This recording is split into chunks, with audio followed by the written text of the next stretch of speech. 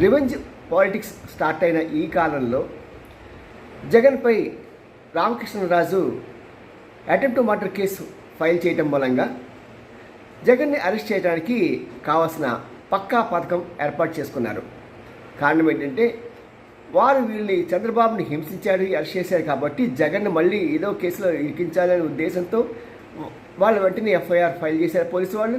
మరి ఏ క్షణమైనా సరే జగన్ని అరెస్ట్ చేయడానికి అవకాశం ఉంది, కానీ వెంటనే బెయిల్ వచ్చే అవకాశం ఉంది.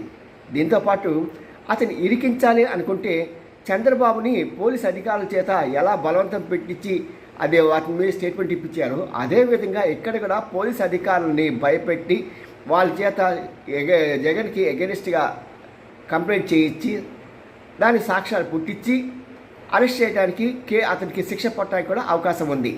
మరి ఇదే రివెంజ్ పాలిటిక్స్ మంచిదిగా దేశానికి, రాష్ట్రానికి కూడా.